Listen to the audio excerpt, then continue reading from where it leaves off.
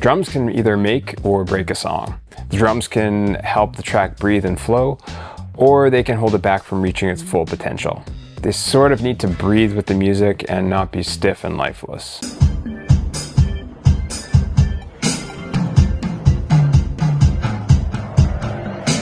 That doesn't mean static programmed drums are bad.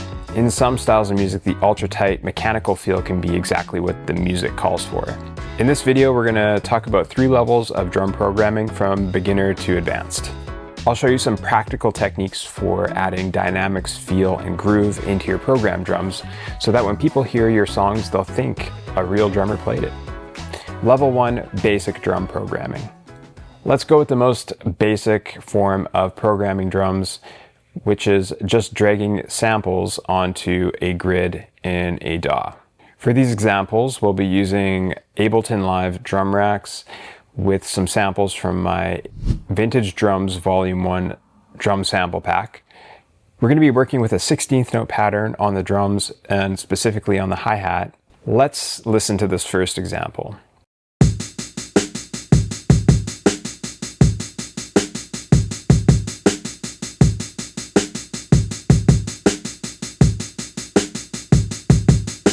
So you can sort of tell that these are programmed drums if you listen to a few things. They're in time, they're clear, and they're holding everything together, but they're just sounding a little bit stale and stiff. There's no changes in the velocity, dynamics, or the sound of the samples, and there's no flow. There's nothing extra being added in to sort of drive the momentum of the groove forward. Again, nothing wrong with this if this is what the song calls for. Level 2. Velocity, balance, and round robins. This is where things start to really come alive. The first step is adjusting the inner kit balance between the hi-hat, bass drum, and snare drum. Drummers spend years developing this balance and can be another dead giveaway that your drums are programmed. If your samples include multiple velocity layers, this is where some of that magic happens.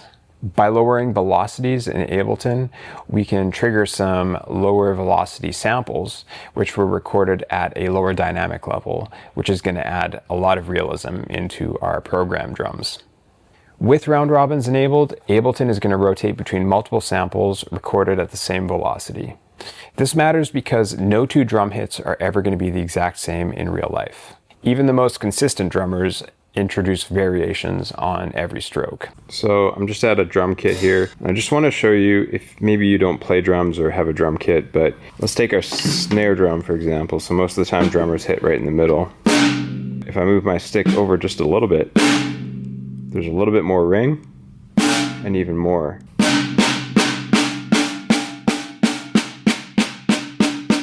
Sometimes they're moving around a little bit and you're getting different changes in tone. There's quite a bit of variation there. Think about the hi-hat. We might hit closer to the edge, the foot might be a different pressure, and we might hit on a different part of the stick. And round robins help with this, creating realism by cycling through these variations. Watch what happens when I just change the pressure of my foot on the pedal.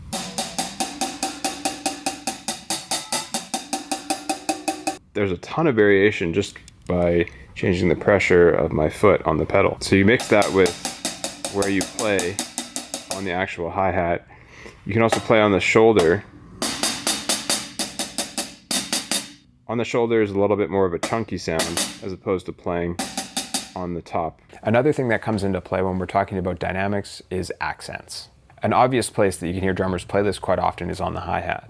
But you don't need to be a drummer to play believable accents. There are common tendencies that drummers use. For example, in a 16th note groove, drummers will accent the 1st and 3rd note while keeping the 2nd and 4th at a lower volume. This not only helps with the feel and the groove, but it also helps with endurance.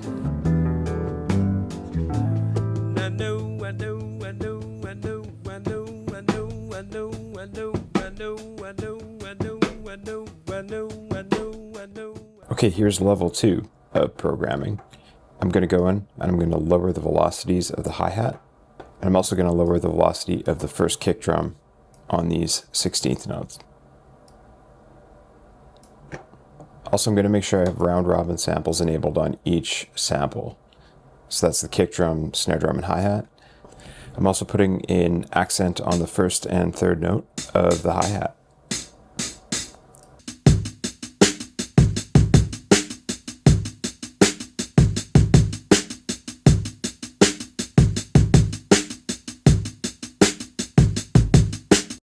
Master drummers take this even a step further. Take, for example, Jeff Porcaro. He's one of the most recorded and sampled drummers of all time. Not only does he introduce dynamics into his 16th notes, but he also puts variations on his hi-hat when he plays 8th note grooves. And it's one of the reasons why he was such a master of a good feel on the drums. Check it out. I want to point out that it's important, when I played just the 8th notes on the hi-hat, it wasn't like I just played in the same dynamic, you know, real stiff. I put kind of an interlope to it. Its own inner dynamic up and down. And that helped with the groove. Level 3. Advanced programming and groove variations. Once velocity layers and round robins are enabled, we can move into some advanced territory. Real drummers rarely play the same loop over and over. There's always small variations happening.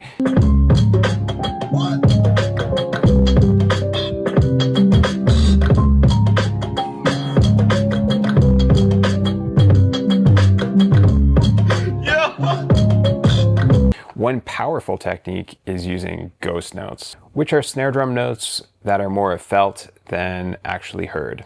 And you can recreate these by triggering your lowest sound examples. Ghost notes can also happen on kick drums. For example, when you have two 16th notes back to back, the first 16th note is going to be slightly ghosted, leading into the strong downbeat. Another approach is actually changing the hi-hat pattern itself by adding 8th notes, 16th notes, or rests. And again, this is something that the great drummers naturally do. You know, playing 8th notes, adding in 16th notes, and different variations of accents and dynamics.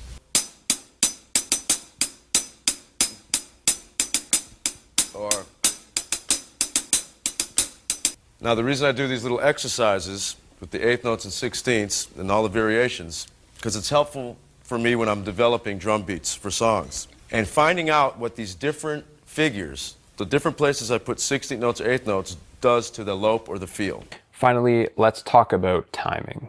Perfectly quantized drums often sound stiff, but you can counter this by using groove templates, which will move the MIDI notes around. You can also manually move the MIDI notes around, or you could actually play the patterns in using a MIDI pad. And you could also get some variations on the dynamics here as well. So this takes a little bit more skill, but if you get this down, this could actually be a huge time saver and will actually sound better in the long run. All right, I'm gonna attempt to play this drum pattern in.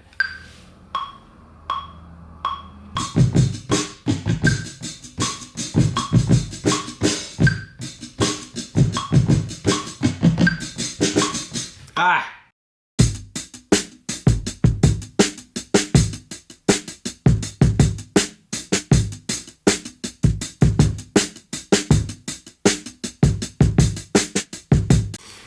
It is tricky, but it is kind of fun to try this.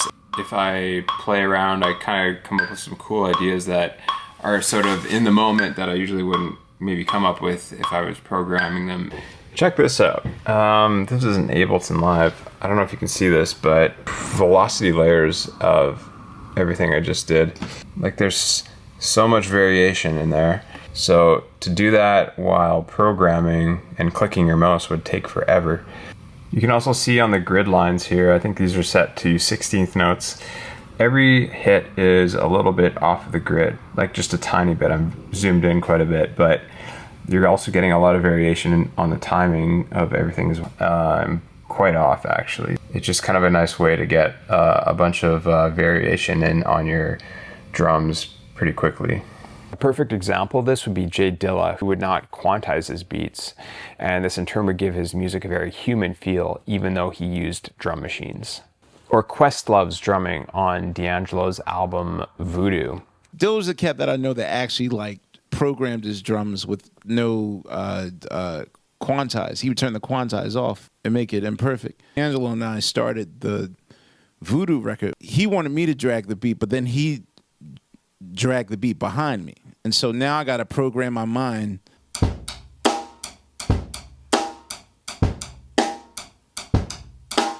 which sounds crazy now, but contextualized in the music that he was creating, it makes sense. It was more like a happy accident. like, oh, well, that's hip hop. I'll just leave that glitch in there. So I actually quantized this beat a little bit just to tighten it up, and quantize amount is only at 35%. Check out all the variations on the hi-hat, in the pattern, and also in the velocity.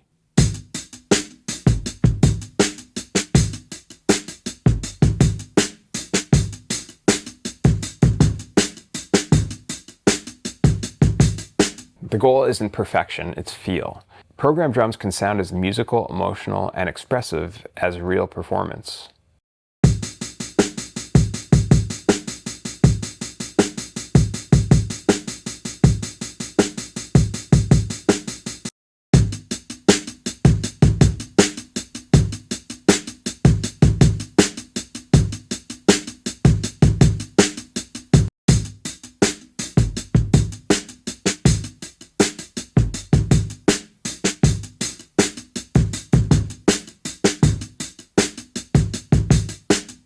If this video helped you rethink how you program drums, please let me know, and I will see you the next time.